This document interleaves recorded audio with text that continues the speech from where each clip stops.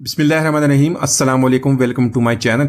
तो दोस्तों, आज मैं आपके साथ शेयर करूंगा मैंगो की बहुत ही मज़ेदार और रिफ्रेशिंग रेसिपी। इतनी मज़ेदार बनती है कि आप सारी दूसरी रेसिपीज़ को भूल जाएंगे।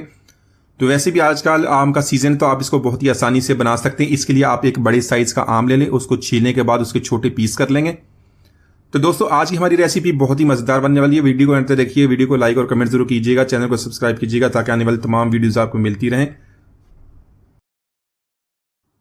तो आज की रेसिपी के लिए हम लेंगे एक आम इस तरह का बड़े साइज का और हाफ लीटर दूध का, उससे बनेगी बहुत ही मज़ेदार रेसिपी।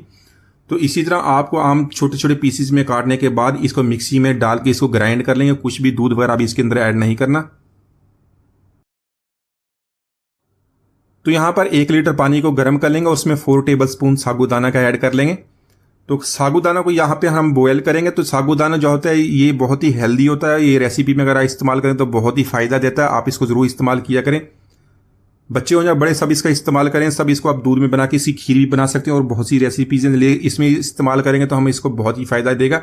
यहाँ पे इसको ट्रांसपेरेंट कर लेंगे। इसको निकालने के बाद इसको ठंडे पानी से धो लेंगे। तो साबूदाना भी हमारा तैयार होगा। मैंगो का हमने जो मिक्सी में डाल के पेस्ट भी बना लिया था। अब यहाँ पे हम आधा लीटर दूध का ऐड कर लेंगे।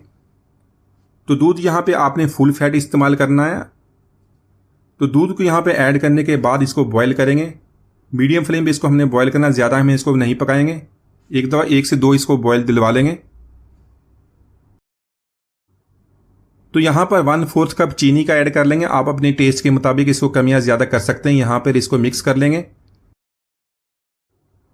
तो यहाँ पर मैंने 1/4 कप दूध का ले लिया है। उसमें 2 टेबल स्पून वनीला जो हमारा कस्टर्ड है वो ऐड कर देंगे। इसको अच्छी तरह मिक्स कर लेंगे। आप वनीला कस्टर्ड की जगह पे मैंगो कस्टर्ड भी इस्तेमाल कर सकते हैं।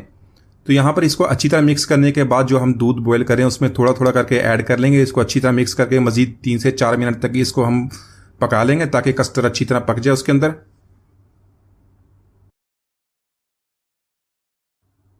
तो तकरीबन आधा लीटर दूध के लिए तकरीबन 2 टेबल स्पून मैंने कस्टर्ड के ऐड किए थे। इससे ज़्यादा आपने ऐड करने का, हमने इसको बहुत ही ज़्यादा गाढ़ा नहीं करना।